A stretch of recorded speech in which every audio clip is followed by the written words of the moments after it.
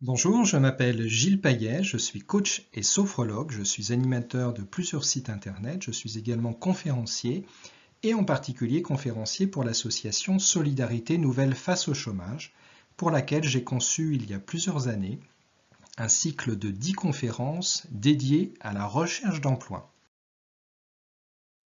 La conférence du jour est dédiée, celle-ci au sujet du stress et des émotions en entretien d'embauche. Les 7 temps forts de cette conférence sont les suivants. Tout d'abord, je m'attacherai à définir ce que c'est qu'une émotion, ce que c'est que le trac ou le stress. Je vous proposerai à la suite de ce champ de définition une vidéo très amusante qui va sans doute provoquer des émotions chez vous lorsque vous l'aurez visionnée. Et cette vidéo est très amusante parce qu'elle filme des entretiens en visioconférence, donc des entretiens d'embauche en visioconférence, et vous allez pouvoir voir sur le visage des différents candidats de la stupeur, de l'étonnement, de la colère, de la joie, des réactions d'opposition, et vous allez constater que les émotions se lisent comme un livre à ciel ouvert sur notre visage. Je vous proposerai à la suite de cette vidéo un exercice de sophrologie que j'ai développé il y a 9 mois et que je développe avec succès depuis 9 mois avec mes clients en sophrologie. Un exercice très intéressant pour atténuer, pour apaiser des émotions qui, lorsque les émotions sont négatives et qu'elles prennent le pas sur notre corps. J'aborderai en troisième point le sujet des émotions handicapantes, que j'équilibrerai avec un point sur les émotions positives et comment provoquer en entretien des émotions positives dans son échange avec le recruteur. J'évoquerai un antidote très intéressant et sans doute le plus efficace qui consiste pour mettre à distance les émotions, le trac, le stress, qui consiste simplement à travailler le plus possible et à préparer ces entretiens. J'aborderai des postures aidantes et apaisantes et je terminerai cette conférence par des exercices de sophrologie utiles sur le sujet du stress et des émotions. Premier temps, première idée, lorsque j'ai préparé cette conférence, j'ai réalisé que finalement, selon notre personnalité, selon notre vision du monde, eh bien, nous ne vivions pas de façon identique des situations qui pour autant sont identiques. Certaines situations vont vous mettre en émotion positive, par exemple, de réassurance, de joie, de sérénité, et ces mêmes situations vont par exemple, moi, me mettre dans un état de, pourquoi pas, de peur, d'angoisse ou de stress. Et pour autant, ça sera la même situation.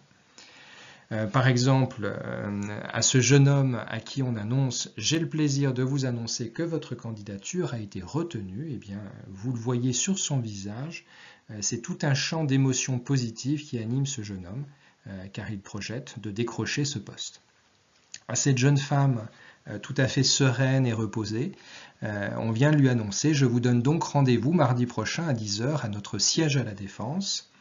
À ce monsieur à qui on vient de lui annoncer « Je vous informe que ce deuxième entretien se fera en anglais et via Skype », là c'est la cata, ça se lit sur son visage. Plus que sur son visage, il y a sa main aussi qui traduit un grand désespoir et presque un effondrement interne. L'émotion ici est négative, sans doute parce que son anglais n'est pas tout à fait au point et que peut-être, en plus, sa connexion internet n'est pas bonne ou bien il ne sait pas bien utiliser Skype et du coup il redoute cet entretien. À cette jeune femme, on lui pose la question en entretien: avec quelle personnalité avez-vous du mal à travailler? Si vous n'avez pas une bonne maîtrise de vos émotions, eh bien c'est ça que je pourrais voir sur votre visage, cette expression-là. Et pareil pour cette jeune fille, que me dirait votre manager si je lui demandais de me parler de vous? Là c'est la cata. Alors j'espère que dans l'expression des champs de votre émotion, vous n'allez pas jusque-là. Là c'est un petit peu extrême évidemment, mais pour certains candidats ça peut aller jusque-là bien sûr. Et ce qui est très drôle, ce qui est très amusant, c'est de voir qu'on peut intervertir les phrases et que ça fonctionne quand même. À ce monsieur catastrophé, on a très bien pu lui dire « J'ai le plaisir de vous annoncer que votre candidature a été retenue ». Ça peut vous paraître étonnant, mais pour certains candidats qui n'étaient pas trop sûrs dans leur démarche, qui ont répondu à cette offre, Là, ils décrochent un entretien et là, c'est la cata parce qu'en fait, ils ont candidaté un petit peu par hasard, un petit peu comme ça pour tester leur CV et ils ne savent pas quoi faire de cette info. J'ai le plaisir de vous retenir que votre candidature a été retenue. Ça va être tout de suite la projection, oh là là, ou alors ça vous intéresse, mais vous projetez des images négatives parce que vous pouvez vous dire, oh là là, il va falloir que si jamais je décroche ce job, que je démissionne, mais je vais prendre un risque, tout ça. Donc même, vous voyez, une information positive peut générer chez vous des ressentis négatifs. Et ce qui est amusant, c'est de voir que vous pouvez changer les phrases dans tous les sens, ça fonctionne, chaque expression de visage est cohérente, et ça illustre vraiment le fait qu'il n'y a pas de bonne nouvelle en soi, il y a simplement votre regard sur l'information qui vous est donnée à entendre ou à voir, et selon votre système de croyance, selon votre système de pensée, votre système de régulation de vos émotions, eh bien vous réagirez de façon neutre, positive ou négative. Les émotions, qu'est-ce que c'est? Lorsque je prépare une conférence, j'ai toujours pour habitude de creuser un petit peu les sujets bien sûr et de poser aussi la question à mon entourage pour savoir ce que sont les émotions en l'occurrence pour mon entourage. Une première définition, une première approche qui m'a été rapportée, ça a été cette formulation-là, un trouble, un manque de contrôle. Ça peut être un émoi, le mot émotion viennent de la même famille. Ça peut être, j'aime bien celle-ci, une alerte de mon corps à prendre en compte, parce que dans les faits, c'est ça. Un rougissement, l'accélération d'un battement cardiaque, un trouble de la pensée, c'est vraiment une alerte de votre corps qu'il faut prendre en compte. Selon Descartes, alors ne pensez pas que Descartes fait partie de mes amis et que je lui ai posé la question, là ça fait partie des recherches personnelles sur le sujet de l'émotion pour vous donner une référence ancienne, hein. C'était en 1649, René Descartes a écrit Les Passions de l'âme, et dans ce court essai, il a fait une liste de ce qu'il appelait les passions de l'âme. Le mot émotion n'existait pas à l'époque, il appelait ça les passions de l'âme, et il a défini une liste de 6 passions de l'âme: l'admiration, l'amour, la haine, le désir, la joie et la tristesse. Un champ de définition peut-être qui synthétise un petit peu toutes les approches psychologiques, philosophiques, personnelles. C'est d'abord une réaction spontanée, hein, lorsque vous avez une émotion. C'est pas un processus rationnel, ça arrive, ça vous tombe dessus une émotion. C'est propre à chacun, on l'a vu avant, ce qui vous met en émotion positive peut très bien, moi, me mettre en émotion négative. Une réaction mentale ou physique, l'accélération du rythme cardiaque, j'en ai parlé, un rougissement, un tremblement. L'émotion peut être positive ou négative, elle peut être stimulante ou handicapante, elle peut être liée à un stimulus sensoriel, la vision de quelque chose qui vous met en émotion. Vous voyez débouler votre chef, vous voyez débouler un voisin acariâtre, l'émotion va être plutôt négative. Enfin, pour le chef, ça dépend de votre relation avec lui, bien sûr. Ça peut être un son. Le son, ça peut être une musique qui vous place immédiatement dans le souvenir d'un moment de votre vie passée. Et il y a une sorte d'ancrage qui se fait, et selon que ce souvenir soit positif ou négatif, eh bien l'émotion sera en conséquence. Ça peut être un stimulus cérébral également, une pensée, une parole. Et finalement, les émotions définissent une liste assez longue de sensations agréables ou pas. Je vous ai proposé là sur la partie droite toute une liste d'émotions possibles, et la liste est loin d'être exhaustive. Et le trac, en regard de l'émotion, qu'est-ce que c'est? Alors le trac, c'est tout à fait autre chose, c'est important de bien distinguer les deux. C'est toujours important de savoir de quoi on parle, parce que ça permet de mettre en action derrière des plans d'action qui sont ciblés et qui sont efficaces.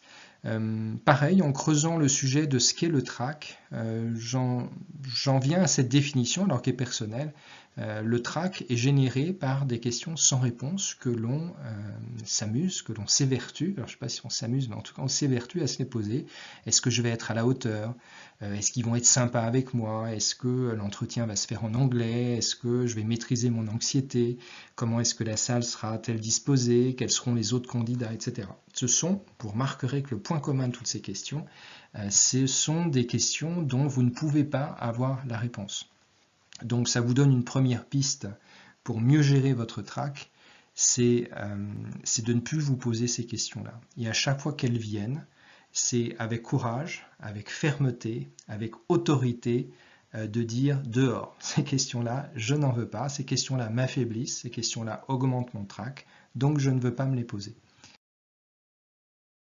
Je me suis amusé à faire ce schéma que vous ne retrouverez nulle part ailleurs. En abscisse, la ligne horizontale, c'est l'échelle du temps. Donc plus on avance à droite, plus le temps se passe, se déroule. Et puis vous avez en ligne verticale l'intensité de l'émotion et l'intensité du trac. Et je me suis amusé à me recaler par rapport au sujet du jour, qui est le trac et les émotions avant et pendant un entretien d'embauche. Donc j'ai défini 4 temps. Le temps où vous répondez à une offre, le temps où vous êtes convié à un entretien, le temps du début de l'entretien et le temps de la fin de l'entretien, avec le temps après la fin de l'entretien. Ça donne un 5e temps. Et puis, j'ai dessiné la courbe des émotions. Alors, vous voyez cette courbe. Je vais vous expliquer notamment ce bazar-là qu'il y a entre le début et la fin de l'entretien. On est sur la courbe des émotions. Vous avez un premier pic d'émotion, surtout si vous répondez à une offre dans laquelle vous projetez, enfin une offre vraiment qui vous plaît beaucoup, ou alors une offre pour laquelle vous vous dites « je suis vraiment fait pour ce job » ou « c'est le job de ma vie ». Forcément, vous allez avoir un premier pic d'émotion. Le deuxième pic d'émotion, qui sera plus élevé encore, c'est lorsque vous recevez l'information, soit orale, soit écrite, que vous avez été shortlisté pour cet entretien. Le troisième pic d'émotion, c'est le début de l'entretien. Vous êtes dans les secondes qui précèdent la rencontre avec le recruteur. Et puis le recruteur arrive, soit dans la salle d'attente, soit il vient vous chercher directement dans l'endroit où vous venez d'arriver. Il vous serre la main, donc là il y a un pic d'émotion. Ensuite, pendant l'entretien, entre le début et la fin de l'entretien, vous avez la possibilité de vivre tout un tas d'émotions. C'est pour ça que j'ai dessiné une ligne un petit peu dans le bazar, comme un trombone un peu tordu dans tous les sens. Mais c'est parfois un petit peu ça, les entretiens de recrutement du point de vue de l'émotion. Il y a une émotion, il y a un dernier pic d'émotion en fin d'entretien, lorsque l'on serre la main, lorsque l'on dit au revoir. C'est la manifestation que l'entretien est terminé.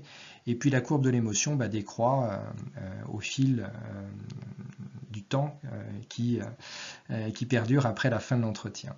L'histogramme du trac vous est matérialisé avec ces rectangles gris.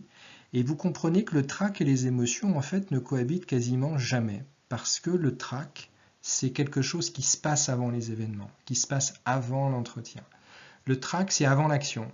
Et les émotions sont pile dans l'action. C'est la grande différence, c'est une différence temporelle.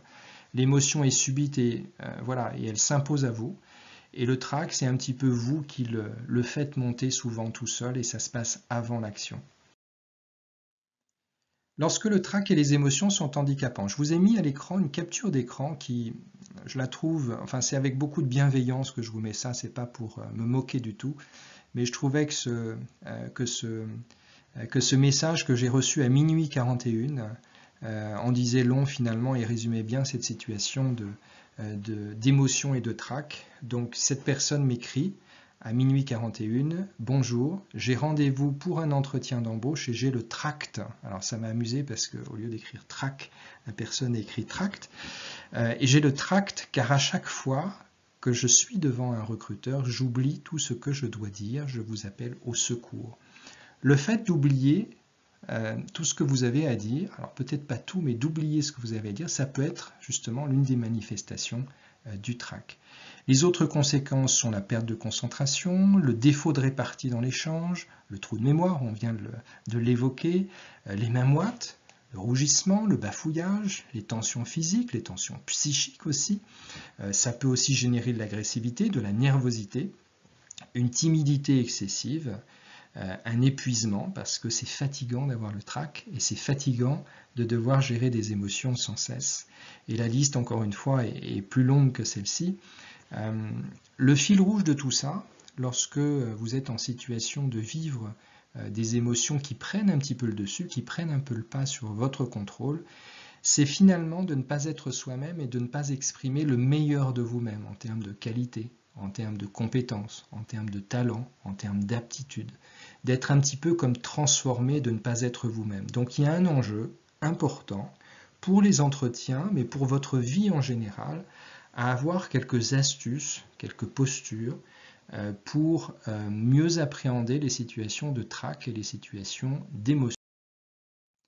Je vous invite dans ce moment de cette conférence qui est un moment drôle, vous allez voir, ça va générer, en tout cas majoritairement chez vous, je l'espère en tout cas, plutôt le sourire ou les rires. C'est un moment de détente, c'est le moment de détente de cette conférence. Vous avez sous les yeux des captures d'écran en fait de candidats qui ont tous passé en visioconférence le même entretien. Le recruteur est en haut à droite de chaque petit écran et en bas à gauche de cet écran général. Et il leur a posé tous les mêmes questions et ce sont des successions de petits moments vidéo qui correspondent à l'entretien de chacun. Et vous allez voir, ce qui est drôle, c'est qu'on voit l'émotion.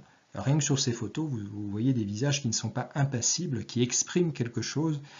Et le message, l'un des messages de cette vidéo, c'est de vous faire comprendre aussi qu'à chaque fois que vous vivez une émotion, que vous êtes devant quelqu'un, que ce soit un recruteur, quelqu'un à qui vous déclarez votre flamme, pourquoi pas, ou bien devant un enfant, enfin peu importe, une situation de vie, qu'elle soit professionnelle, de recherche d'emploi ou personnelle, et bien à chaque fois que vous vivez une émotion, c'est très difficile de ne pas exprimer quelque chose sur votre visage. La jeune femme en bas à droite de cet écran, qui est d'origine asiatique, vous le verrez, c'est celle qui a le visage le plus impassible par rapport aux bêtises que va raconter ce recruteur. C'est parti. Just give me 1 second. Thank Sure. you. Sorry. Hey. 2 minutes. Thank you. Hi, good afternoon. Sorry about that.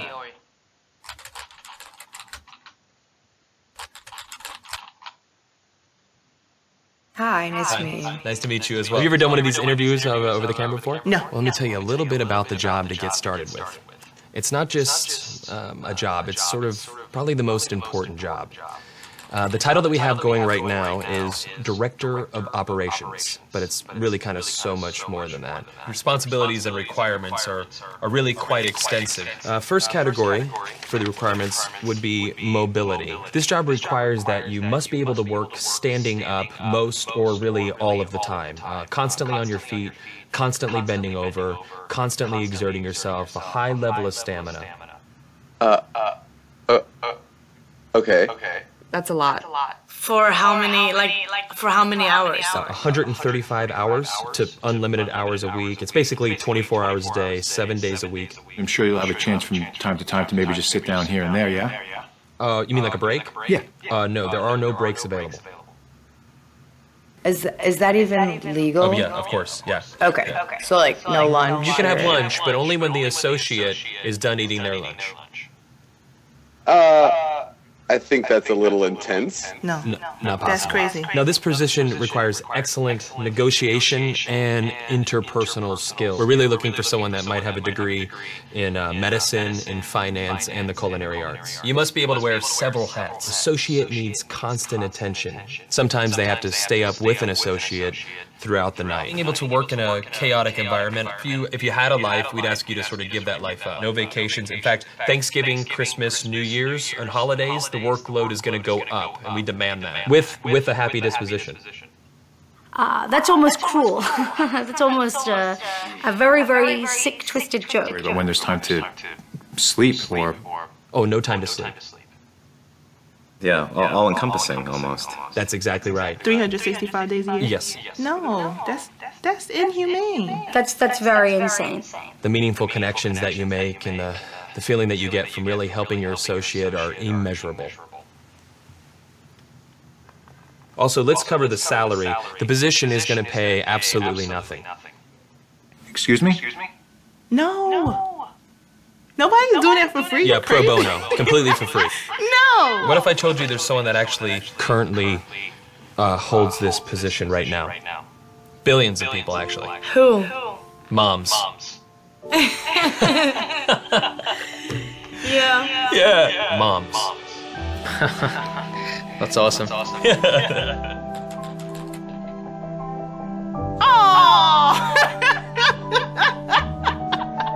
And they meet every requirement, don't they? Oh my God. Moms are the best! Yeah, there's no pay. They're 24 hours. They're always there. Now I'm thinking about my mom. Yeah, and what are you thinking about her? I'm thinking about all those nights and everything. Thank you so much for everything you do. I know it doesn't seem like I appreciate all of it, but I definitely do. So, Mom, I want to say thank you for everything that you've done. I love you very much. You've been there through thick and thin. My mom is just awesome. She's awesome. Alors j'ai coupé cette vidéo parce que je voulais pas vous faire pleurer non plus. J'espère que vous avez surtout pris plaisir. Je voulais vous présenter, alors vous dire bonjour, voilà, je me suis photographié pour cet exercice. Je voulais vous présenter un exercice de sophrologie comme je vous le présentais en introduction, que je trouve assez formidable lorsqu'on a une émotion. Je travaille essentiellement avec des jeunes, des collégiens, des lycéens et des étudiants en classe préparatoire, en études supérieures pour des concours, mais aussi pour simplement passer des examens ou simplement être bien dans leur scolarité. Et il peut arriver que ces jeunes, mais comme les adultes, vivent un certain nombre d'émotions. Alors ça peut être des émotions de tristesse, des émotions négatives, comme des émotions de colère, des émotions liées à l'incompréhension ou autres. Et c'est très intéressant de pouvoir développer des outils, notamment en sophrologie. Et je vais vous proposer cet exercice. Donc je vous invite là à faire l'exercice guidé par ma voix, à vous installer en position assise, comme je le suis là devant vous, les pieds posés à plat sur le sol, vos mains ou vos avant-bras posés sur vos cuisses, ou bien sur les accoudoirs de votre fauteuil si vous en avez. Et dans cette position, je vous invite à fermer les yeux et à porter dans un premier temps votre attention sur votre respiration. Inspirez lentement à votre rythme, puis expirez en soufflant par la bouche, comme si vous souffliez toutes les tensions de votre corps et de votre esprit. Vous inspirez lentement à votre rythme et vous soufflez par la bouche en prenant conscience peut-être du relâchement naturel de votre corps. Et vous poursuivez cette respiration bénéfique en installant le calme dans votre corps et dans votre esprit. Je vous invite maintenant à vous poser la question de savoir, dans votre corps, où se situe votre émotion, que ce soit une émotion de joie, une émotion de gêne, une émotion positive, une émotion négative. Posez-vous la question de savoir où se situe cette émotion. Est-ce qu'elle est dans votre tête? Est-ce qu'elle est dans votre poitrine, dans votre ventre, autour de votre plexus solaire ou ailleurs? Une fois que vous avez localisé la zone de votre émotion, je vous invite patiemment, précisément, à en définir les contours. Dessinez les contours de votre émotion en précisant là où elle commence, là où elle se termine, sur la gauche, sur la droite, en haut à gauche, en bas à droite, en haut à droite, en bas à gauche. Dessinez les contours de cette émotion.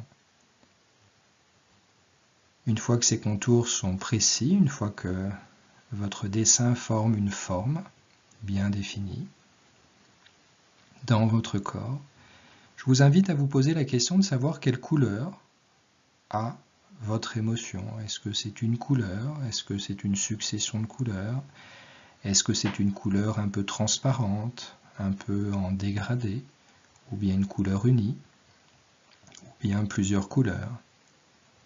Je vous invite ensuite, une fois que vous avez une vision des contours et de là ou des couleurs, à imaginer votre émotion en 3 dimensions, comme si vous pouviez la dessiner comme un objet, comme les objets, vous savez, qu'on voit sur des écrans d'ordinateur qui tournent. On peut voir le dessous, le côté, le dessus, le devant, le derrière. Visualisez votre émotion dans votre corps avec un contour, avec une ou plusieurs couleurs et en 3 dimensions. Et tournez autour de cette émotion pour la voir sous tous les angles. Est-ce que votre émotion est a des reflets? Est-ce qu'elle a une matière particulière? Essayez vraiment de la visualiser comme on visualiserait un objet en 3 dimensions, à l'endroit dans votre corps. Puis je vous invite maintenant à reprendre conscience de votre respiration. Vous inspirez lentement à votre rythme. Et à l'expiration, vous diffusez votre souffle vers votre émotion, vers cet objet d'émotion que vous avez dessiné, vers la zone de votre corps qui héberge votre émotion. Vous inspirez et vous diffusez votre souffle à l'expiration, un souffle apaisant, un souffle bienveillant, un souffle qui va peut-être traverser votre émotion avec l'intention de l'apaiser, de l'atténuer, de l'enrichir, de la soigner. Et vous poursuivez cette respiration et vous diffusez votre souffle en direction de votre émotion.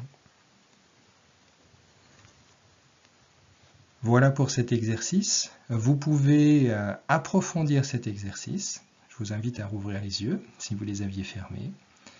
Et vous pouvez approfondir cet exercice en faisant une deuxième série d'exercices. Vous le faites une première fois, vous voyez comment l'émotion, si l'émotion a changé de forme, si elle est plus importante, moins importante, si elle a changé de couleur, si elle a changé de texture. L'expérimentation de cet exercice est juste formidable. Depuis 9 mois que je le pratique auprès des jeunes que j'accompagne.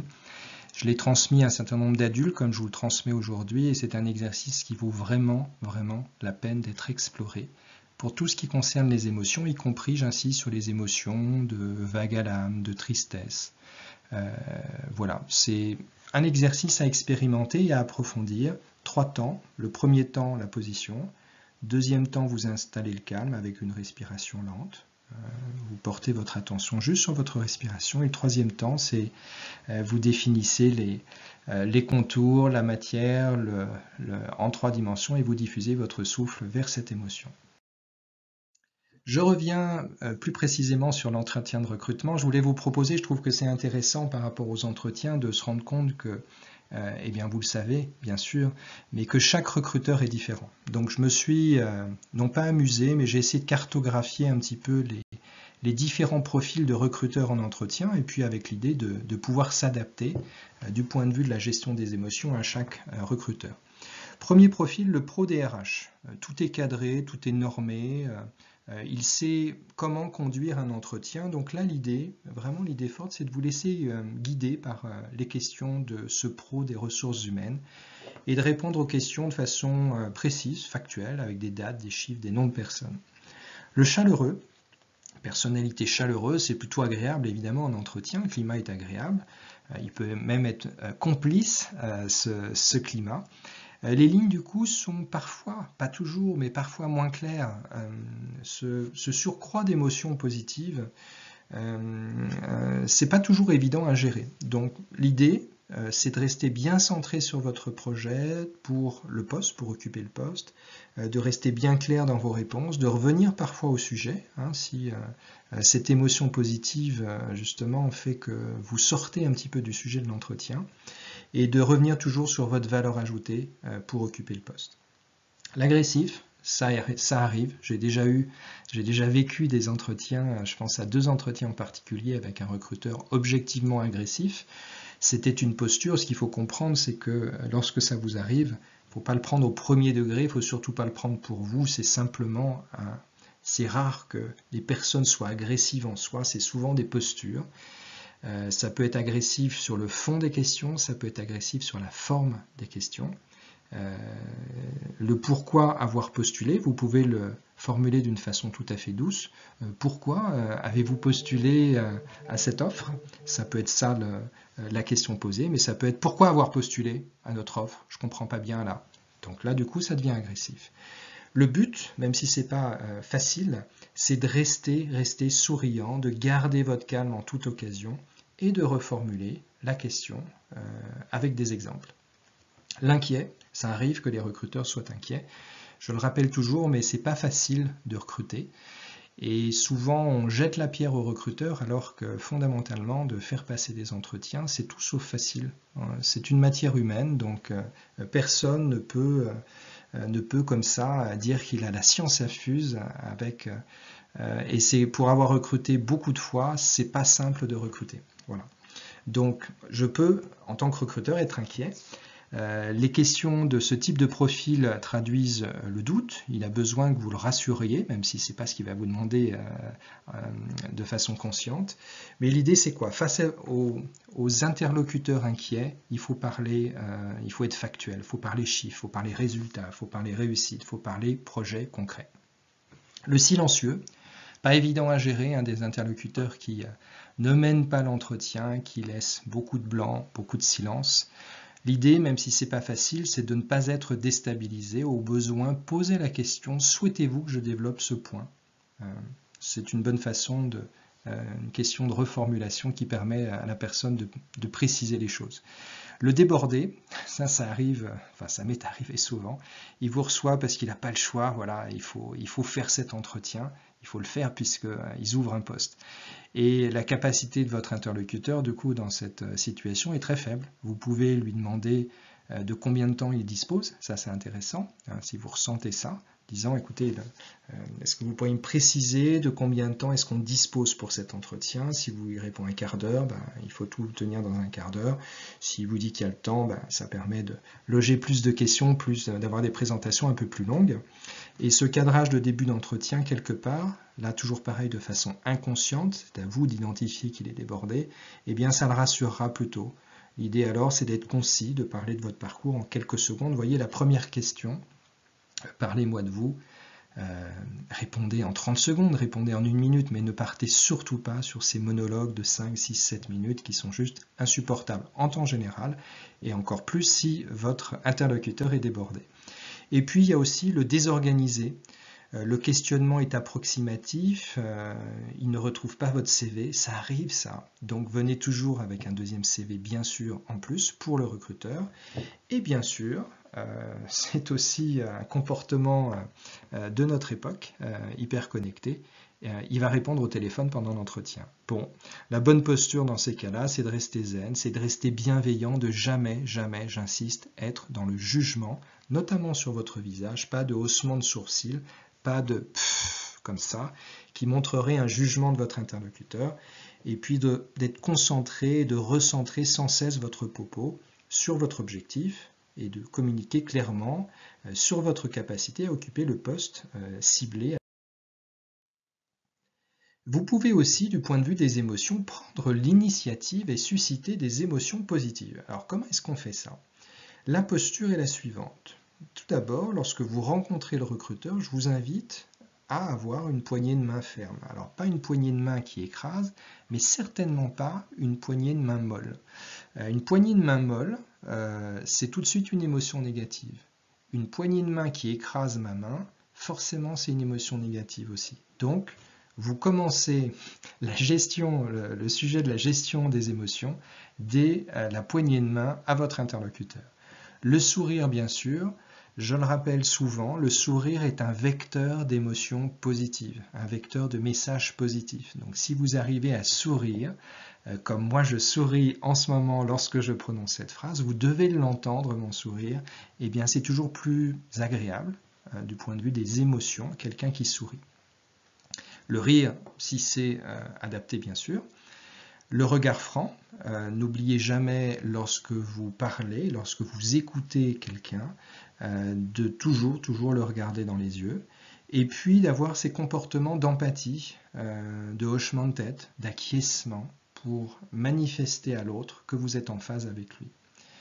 L'imitation, la PNL, programmation neurolinguistique, les études montrent, j'ai pu faire un certain nombre d'expérimentations sur les 25 dernières années en ce sens, d'imiter la posture de votre interlocuteur, alors pas de façon, comment dirais-je, artificielle et du début jusqu'à la fin, mais de temps en temps, sur les phases importantes où il vous questionne, s'il a les deux mains posées sur la table, c'est pas mal à ce moment-là de répondre en adoptant sa posture. Sur les moments importants de l'entretien, il y a une influence donc comment dirais-je, indirecte ou inconsciente, une connexion qui se fait si vous êtes dans la même position que votre interlocuteur.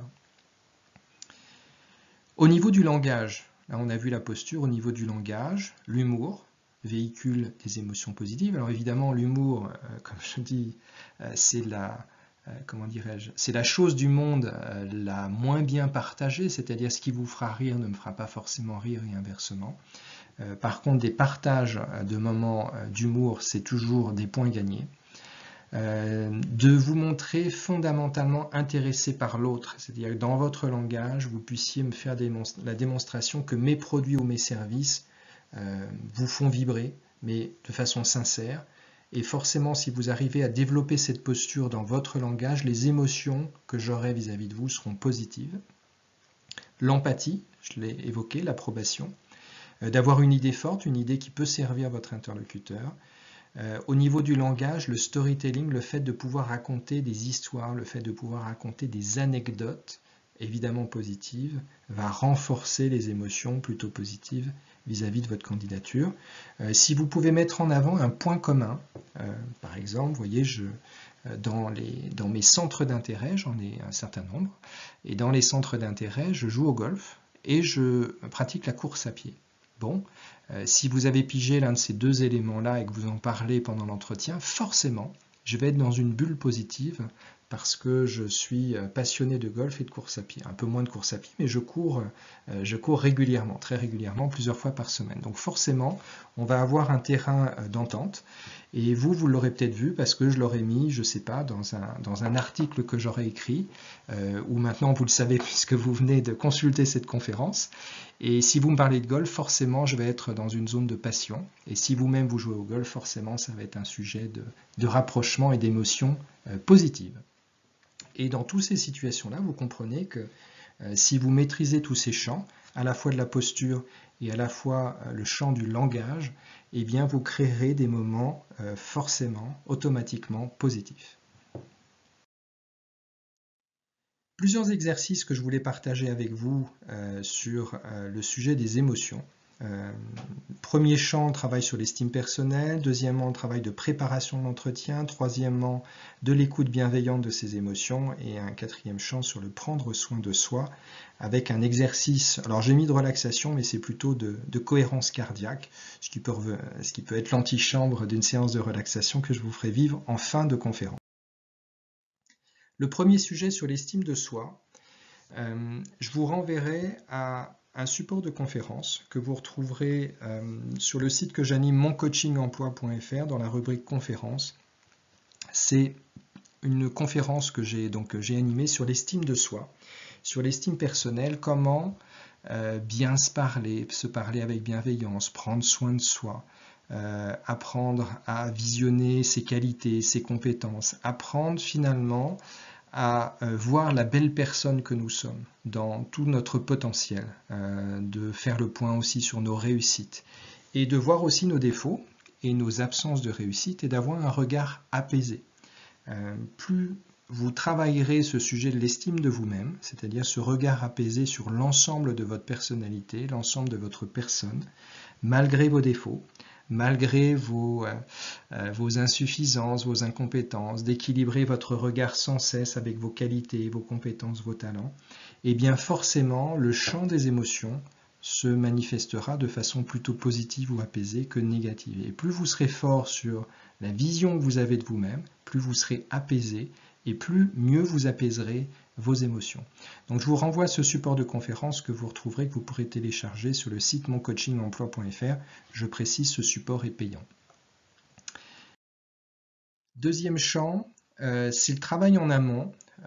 Comme je le disais en introduction de cette conférence, le sujet du trac et des émotions, plus vous bossez le sujet, et moins vous aurez à subir le trac, et moins vous aurez à subir les émotions. Donc c'est de travailler sur tous vos points forts, et c'est de lâcher prise aussi, c'est un double travail à faire, donc les points forts d'un côté, de répéter, de vous entraîner sur les questions, de répéter votre présentation, de travailler toutes les situations possibles, de bosser toutes les idées que vous avez pour occuper le poste.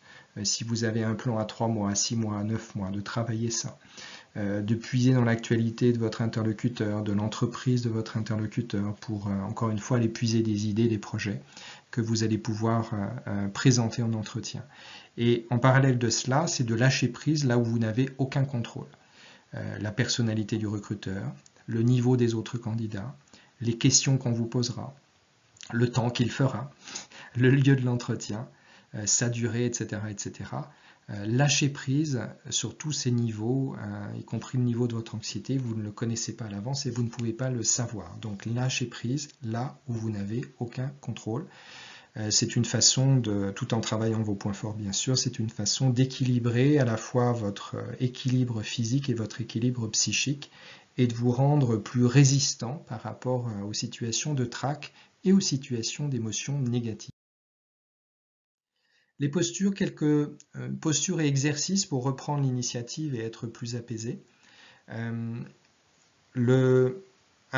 première posture que je vous recommande fortement, c'est une posture d'écoute, de savoir ce que signifie, là on est sur le sens de la signification de vos émotions et de votre trac, et de les accueillir avec bienveillance à chaque fois qu'une émotion se manifeste.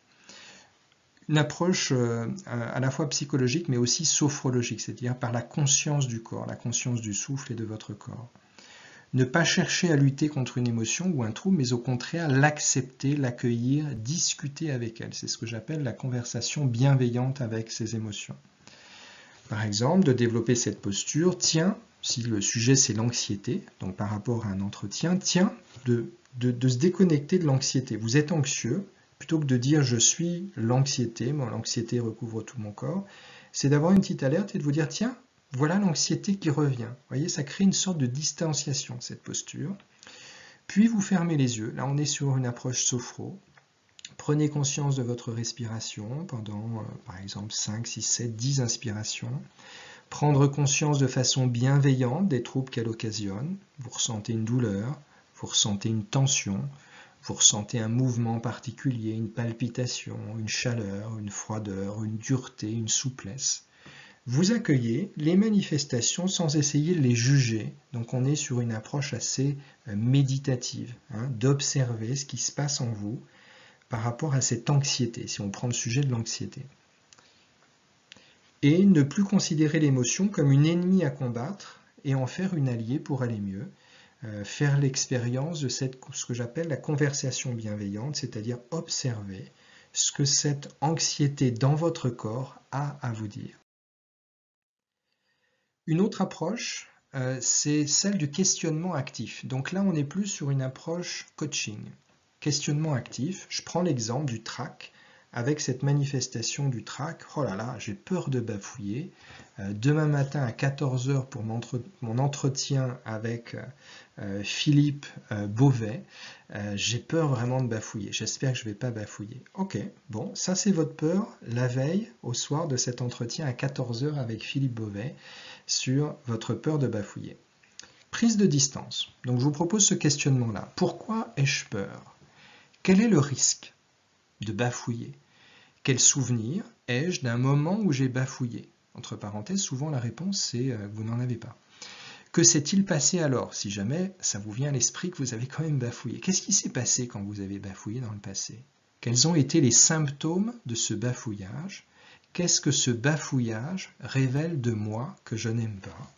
Ces bafouillages concernent-ils un sujet en particulier, un moment spécifique de l'entretien d'embauche? Donc là, je vous ai proposé tout un ensemble de questionnements actifs. Je vous invite vraiment, quel que soit le sujet, là on est sur bafouiller, mais ça peut s'appliquer à n'importe quel autre mot, de retenir ce questionnement pour vous le poser à vous-même. Ensuite, deuxième étape, après la prise de distance, questionnement actif, comment pourrais-je limiter ces risques de bafouiller? Quelle action pourrais-je mettre en place? Quel discours intérieur pourrais-je adopter pour atténuer l'effet négatif de cette crainte? Quelle posture protectrice pourrais-je adopter? Quelques pistes. Me souvenir de mes prises de parole réussies, me filmer jusqu'à prendre plaisir, rire de mes bafouillages, m'entraîner à répondre aux questions qui me posent problème. Deuxième exemple de questionnement actif, Alors, ce questionnement actif peut être fait avec quelqu'un d'autre pour vous aider à poser les questions et vous aider à y répondre. Mais sinon, vous pouvez vous l'appliquer à vous-même. Il m'arrive assez régulièrement dans les situations de blocage ou de crainte, ça m'arrive également, d'adopter ce type de questionnement. Ça me permet de rationaliser une situation que je vis de façon non rationnelle. Les émotions, encore une fois, s'imposent à nous. Ce n'est pas un raisonnement, ça arrive, ça tombe un peu du ciel. Donc les questionnements actifs permettent de décortiquer tout ça et d'identifier des solutions et des pistes. Donc je prends cet outil extraordinaire qu'est le questionnement actif et je l'applique sur la situation. Je perds mes moyens lorsque je dois parler de moi. Je n'aime pas parler de moi, je ne sais pas parler de moi et je perds mes moyens. Ok, bon. Prise de distance. Pourquoi suis-je mal à l'aise lorsqu'il s'agit de parler de moi? Quel est le risque? Lorsque je dois parler de moi, quelles émotions me traversent? Est-ce dû à un manque d'habitude? Le fait que je pense que je ne suis pas intéressant ou pas intéressante? Cette peur concerne-t-elle tous les moments de l'entretien ou un moment en particulier? Comment pourrais-je limiter ce malaise à parler de moi? Quelle action pourrais-je mettre en place? Quel discours intérieur pourrais-je adopter pour atténuer l'effet négatif de cette difficulté? Quelques pistes. Modifier mon référentiel de pensée. J'ai été convoqué, j'ai donc du talent et une valeur ajoutée. J'intéresse le recruteur. Je pourrais aussi avoir l'idée de me filmer jusqu'à prendre plaisir à ce que je vois, à l'image que je vois. Je pourrais adopter les règles et les avantages du storytelling, c'est-à-dire le fait de raconter des histoires, donc d'avoir une sorte de distanciation. Je ne dis pas je, mais j'utilise plutôt le verbe avoir, j'ai fait ci, j'ai fait ça, raconter des histoires vécues, plutôt positives bien sûr. Le fait de mettre en avant des faits, c'est souvent plus facile que de parler de soi directement. C'est une autre piste. Quelques postures et exercices pour reprendre l'initiative et être plus apaisé. Ce sujet, c'est sur le thème du repos du corps et de l'esprit et du prendre soin de soi. Alors, je ne vais pas redévelopper tous ces sujets-là. J'en ai même écrit un livre qui va paraître début décembre, Prendre soin de soi, 365 jours pour prendre soin de soi. Et j'ai écrit tout un livre sur le sujet, mais notez que pour prendre soin de soi, à la fois sur l'aspect physique et l'aspect psychique, je vous invite vraiment à chouchouter votre sommeil. Le sommeil est la première source d'énergie, d'apaisement, d'équilibre du corps et de l'esprit. Donc c'est vraiment d'avoir un plan, de mettre en place un plan, même si aussi ça doit passer par de la sophrologie, par une rigueur plus grande sur les horaires, sur l'alimentation, etc. De mettre en place en tout cas un plan qui vous va bien pour le sommeil. C'est l'un des sujets, juste entre parenthèses, en tant que sophrologue, les plus... qui concerne, je dirais, 30% des consultations que je donne sur le sommeil et je développe beaucoup d'outils intéressants en sophrologie.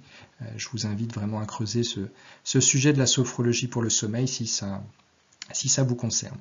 Le sujet de l'alimentation est important, le sujet de l'entourage bienveillant est important, le sujet des exercices physiques, de la respiration, de la méditation, de la relaxation, de l'estime de soi.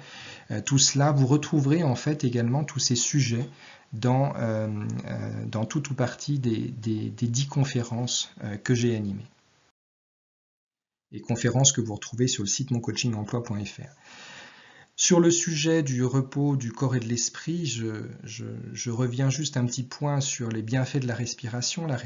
Ça sert à quoi de respirer? Parfois on me dit ok, la sophrologie c'est bien, mais bon, respirer, moi je respire tous les jours, 24 heures sur 24, oui, mais souvent on respire mal, enfin c'est pas souvent, c'est tout le temps pour tout le monde. On respire mal, on respire sur des temps d'inspire qui sont ridiculement courts. Là, en ce moment, depuis le début, vous respirez avec des cycles d'inspiration qui ont 1 seconde et demie, 2 secondes, 3 secondes, pas plus. L'avantage des exercices de sophrologie, c'est que vous allez respirer sur 5 secondes, sur 10 secondes, parfois 15, parfois 20 secondes. C'est-à-dire que vous allez oxygéner de façon beaucoup plus intense votre corps. Le fait de respirer vous procure un massage interne important, notamment avec l'action du diaphragme. Je vais vous présenter ça je crois que c'est l'écran suivant. Va vous amener à être plus concentré, à favoriser votre concentration, à stopper naturellement et facilement les ruminations, à calmer votre esprit et puis à réguler votre émotion, vos émotions. Un phénomène étrange pour aborder ce sujet de la respiration. pourquoi votre ventre se gonfle-t-il lorsque vous respirez? Là, je vous invite à faire un exercice là tout de suite. Je vous invite à poser vos deux mains ou à poser une main sur votre ventre. Voilà. Vous avez le dos droit, les pieds posés à plat sur le sol et respirez profondément. Vous inspirez fortement, doucement mais fortement. Vous gonflez vos poumons et votre ventre normalement se gonfle un petit peu, voire beaucoup, et puis à l'expiration, il se dégonfle. Pourquoi est-ce que l'air que nous inspirons fait gonfler notre ventre et fait qu'il se dégonfle? Alors si vous pensez que l'air rentre dans le ventre, c'est pas ça. Sachez que 7 adultes sur 10 pensent que l'air rentre dans le ventre. Alors j'imagine que vous ne pensiez pas ça, mais je vais quand même, pour m'assurer de la bonne compréhension, vous montrer ce schéma. Vous avez ici les poumons au repos. Vous avez la zone bleue, c'est les poumons. Juste en dessous, le trait horizontal, c'est le diaphragme, et puis le ventre est juste en dessous. Lorsque vous inspirez, vos poumons se gonflent, et en se gonflant, ils font une pression sur le diaphragme, cette partie plate, qui elle-même va faire pression sur le ventre. C'est comme si vous aviez deux mains à l'intérieur, au-dessus de vos intestins, là, qui appuient, là c'est le diaphragme. Imaginez que vous avez deux mains à la place du diaphragme qui appuient, poussés par les poumons qui se gonflent. Et c'est ce diaphragme qui descend, qui comprime les intestins, l'estomac, et c'est pour ça que votre ventre se gonfle. Et à l'expiration, surtout si vous creusez, si vous terminez la respiration en contractant vos muscles abdominaux, eh bien le diaphragme remonte, comprime les poumons, et c'est grâce à ce mécanisme que l'air ressort, quitte vos poumons et ressort par la bouche et par le nez. Voilà pour la petite explication sur le gonflement du ventre. Vous voyez que l'air en fait s'arrête, c'est la partie bleue, l'air dans ce schéma. Je vous invite à un petit exercice là, qui est un exercice très intéressant à faire, par exemple dans la salle d'attente, ou bien dans le métro, dans le train, dans le bus, qui vous conduit à cet entretien d'embauche. Vous êtes assis, les yeux fermés ou les yeux ouverts. Là, je vous propose, puisque vous êtes a priori seul chez vous en train de consulter cette vidéo, vous fermez les yeux, position assise, le dos droit, les pieds posés à plat sur le sol, et vous posez deux mains sur votre ventre. Vous inspirez lentement et profondément à votre rythme, et de la même façon, vous expirez lentement et profondément à votre rythme. Et je vais vous demander de vous connecter tout en poursuivant cette respiration lente et douce et bienveillante à votre rythme, de prendre conscience des mouvements de votre ventre. Ressentez, visualisez comment votre ventre bouge. Il se gonfle, puis se dégonfle, puis se gonfle, puis se dégonfle à nouveau. Vous pouvez également compléter cet exercice en prenant conscience de la zone de contact de vos mains ou de votre main avec votre ventre. Prenez conscience de cette zone de contact, de sa douceur, de sa chaleur, de la zone de contact avec le tissu, de l'habit que vous portez. Vous pouvez, si vous le souhaitez aussi, si vous le pouvez, prendre conscience des micro-glissements qui s'opèrent entre le tissu et votre main. Vous pourrez percevoir plus facilement ces micro-glissements du tissu sur votre main ou de votre main sur le tissu si vous gonflez très profondément votre ventre et si vous le dégonflez à l'expiration en contractant vos muscles et en portant votre attention sur ces petits glissements du tissu avec vos mains.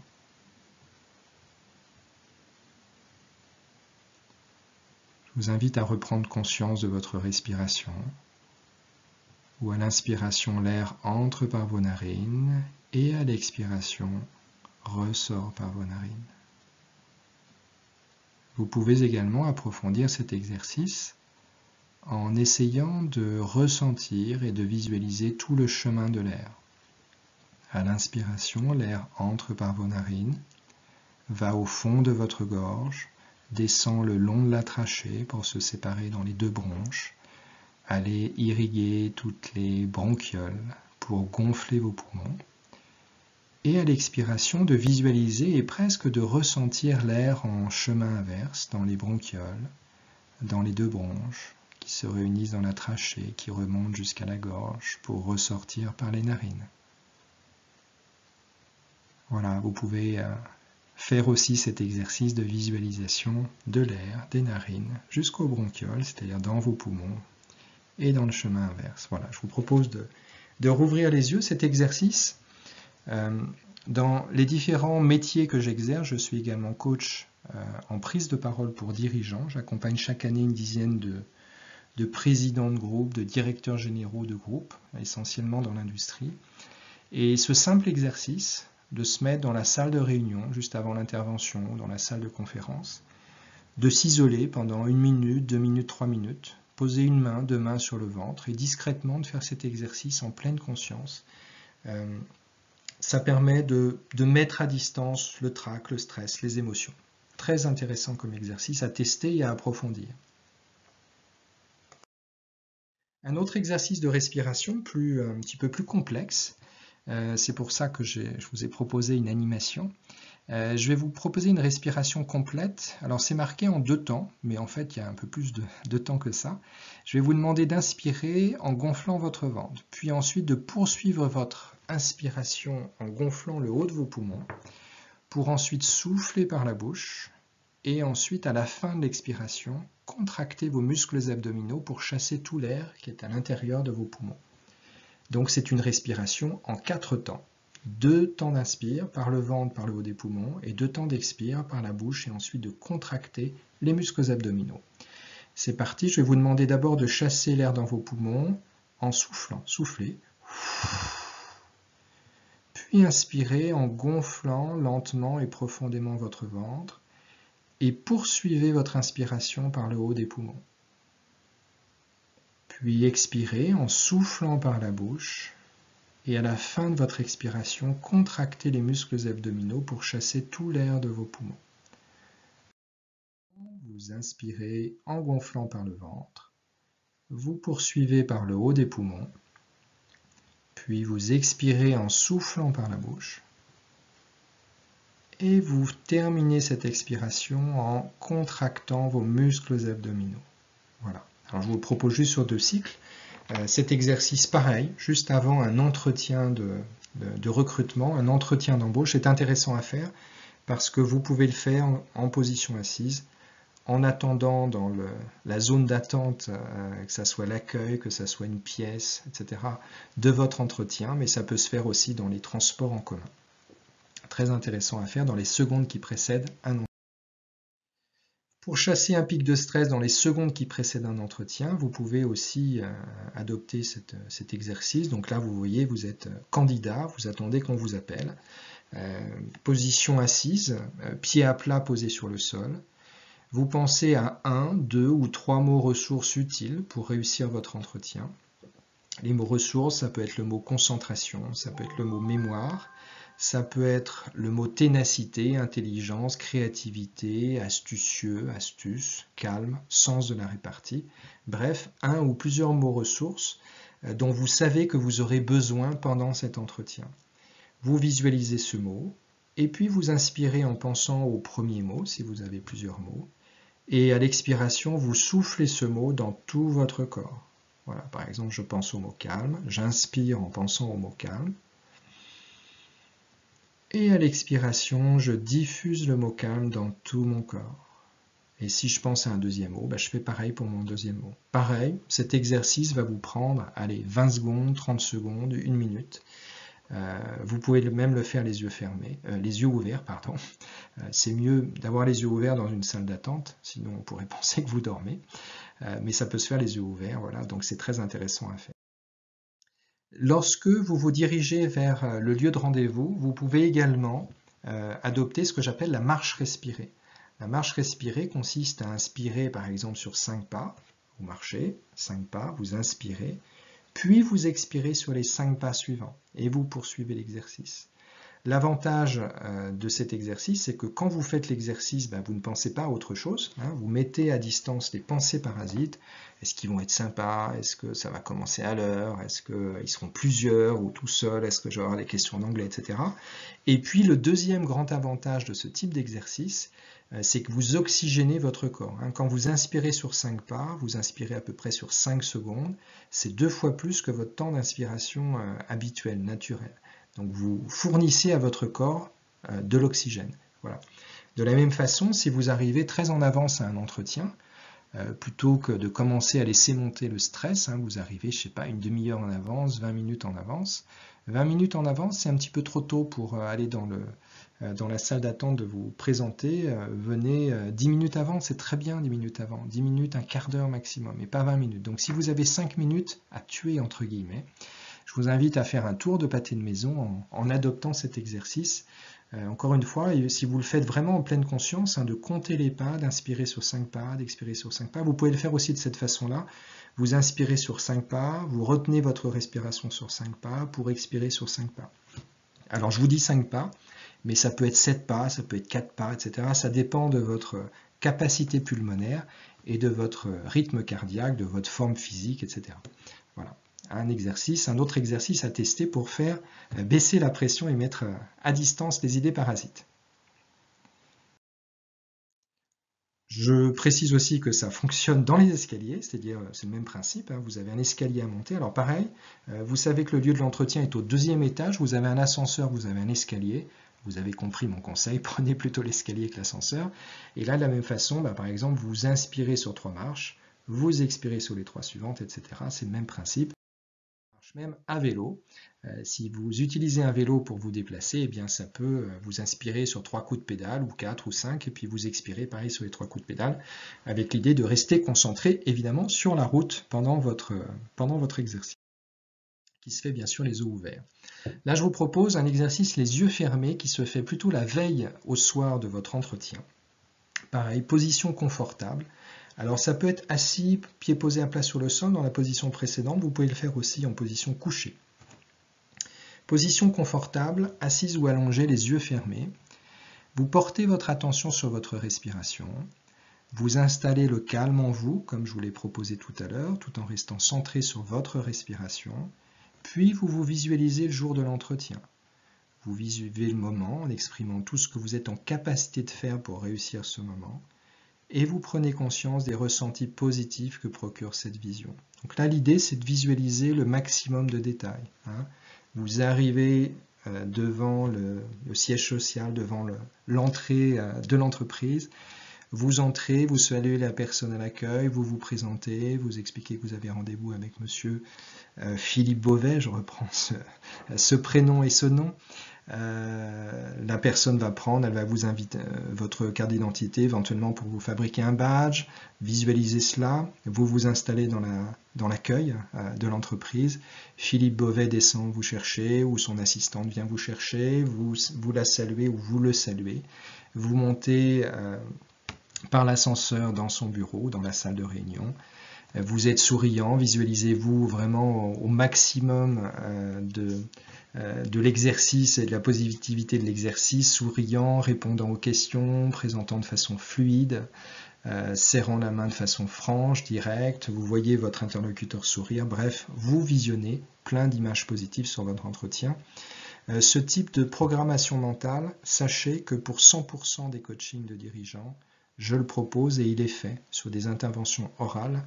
C'est une façon d'envoyer de façon positive, constructive, intentionnelle, plein d'images positives à votre cerveau. Et si vous acceptez l'idée que le stress existe, le stress étant défini par notre capacité à projeter des images négatives et à proposer des images et des pensées négatives à votre cerveau, et donc par voie de conséquence tous les soucis corporels, psychiques qu'on a vus juste avant, eh bien vous pouvez accepter que d'envoyer des images positives à votre cerveau, ça fonctionne en sens inverse. Et en l'occurrence, c'est ce qui se passe. Je vous propose un dernier exercice avant de nous quitter, un exercice de cohérence cardiaque où je vais vous demander dans cet exercice d'inspirer lorsque la bulle monte et d'expirer lorsqu'elle descend.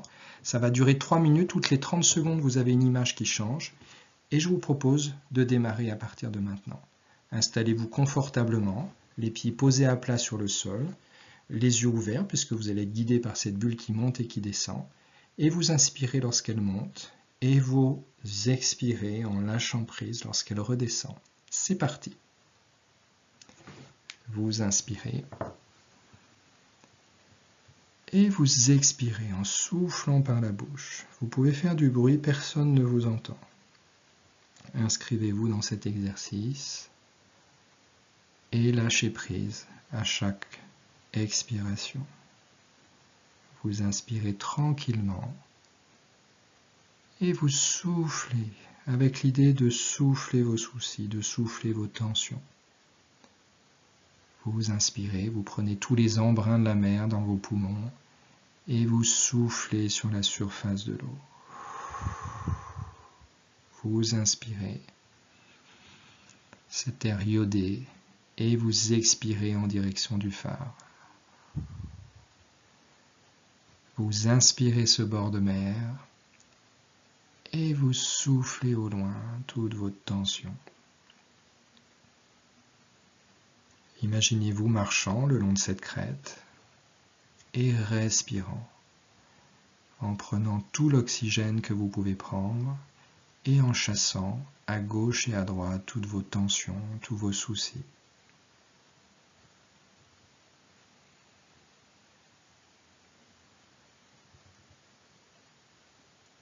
Soufflez par la bouche.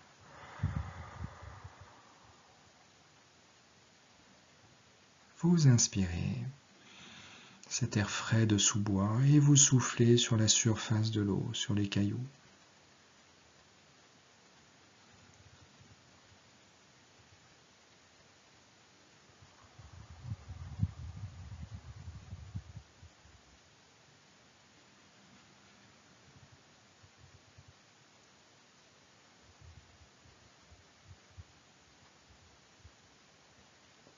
Changement de décor, vous pouvez identifier par exemple une fleur de tournesol et diffuser votre souffle en direction de cette fleur de tournesol.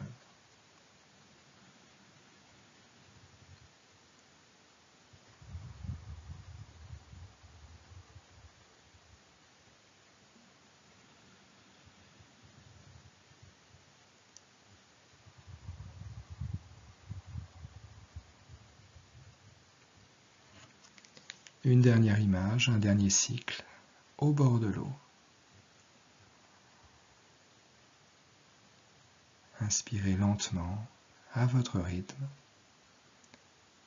et soufflez vos tensions, relâchez la pression.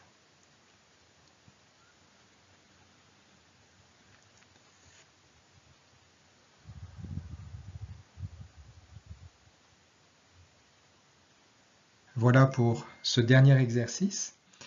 Je vous invite à explorer tous ces exercices. Vous avez ce support de conférence qui est un support vidéo. Vous pouvez le télécharger au format PDF sur le site moncoachingemploi.fr. Je précise, encore une fois, autant cette vidéo est en accès libre et gratuit, autant si vous souhaitez télécharger ce support au format PDF, cela a un coût, le coût de 19,90 €, mais vous pourrez le télécharger sur le site moncoachingemploi.fr. La conférence s'inscrit dans un cycle de 10 conférences, donc vous avez le programme sous les yeux. Chacune des conférences est téléchargeable sur le site moncoachingemploi.fr. La première conférence concerne la gestion du temps et la stratégie de recherche d'emploi efficace, comment concevoir des emplois du temps motivants, comment optimiser la gestion de son temps et faire en sorte que chaque démarrage de journée soit plutôt motivant que de ne pas savoir par quoi commencer, quoi planifier sur un jour, sur une semaine, sur un mois. Bref, ça explore aussi la gestion des différents temps. C'est une conférence vraiment intéressante. Une conférence sur les CV, les lettres de motivation. Une conférence sur l'utilisation intelligente de LinkedIn, notamment pour décrocher des entretiens. Aller plus loin que d'avoir simplement un profil LinkedIn avec 500 relations. Ça, c'est ce que tout le monde arrive à faire assez rapidement aujourd'hui. Mais l'idée du contenu de cette conférence, c'est d'aller plus loin et c'est de générer des rendez-vous dans la vraie vie, d'utiliser LinkedIn comme il devrait être utilisé par tous, comme un outil de conquête et non pas simplement un outil de e-réputation et de visibilité professionnelle. Une 4e conférence sur la préparation et la réussite des entretiens de recrutement, une conférence sur l'estime de soi, une conférence sur les candidatures seniors, une 7e conférence importante sur la reconversion professionnelle et les repositionnements professionnels, changer de métier, comment appuyer son projet sur quelque chose qui vous mette en joie et qui soit en réponse aux besoins du marché. Une conférence très importante sur la résilience, comment traverser les épreuves malgré la souffrance. Une conférence sur apprivoiser les émotions et le stress, c'est la conférence que vous venez d'entendre, mais qui existe encore une fois au format PDF. Et puis une dernière conférence sur les candidatures réseau, qui contacter, comment le faire concrètement, quel message, quel support utiliser, le téléphone, la rencontre directe, le mail, le message sur LinkedIn, pourquoi pas un réseau social commun comme Twitter, comme Facebook, pourquoi pas un blog, pourquoi pas, comment faire en sorte de pouvoir prendre contact avec des gens que l'on ne connaît pas encore et qui vont pouvoir nous permettre d'accéder à des offres d'emploi pour lesquelles parfois il n'y a même pas d'annonces qui paraissent. Voilà, c'est le sujet des candidatures réseau. Je m'appelle Gilles Payet, je suis coach et sophrologue, éditeur des sites moncoachingemploi.fr, éditeur du site questiondemploi.fr et éditeur du site si la sophrologie et un accompagnement en sophrologie vous intéressent. Je suis également éditeur du site sophroschool.fr. Et sur ce site, vous verrez beaucoup d'exercices, d'autres exercices que ceux que je vous ai proposés. Et puis, il y a un formulaire de contact si cela vous intéresse d'avoir un accompagnement. Ça peut se faire à distance aussi. Un certain nombre de mes clients sont accompagnés à distance. Vous avez mes coordonnées sur ce site sophroschool.fr. Voilà, je vous dis à bientôt pour une nouvelle conférence.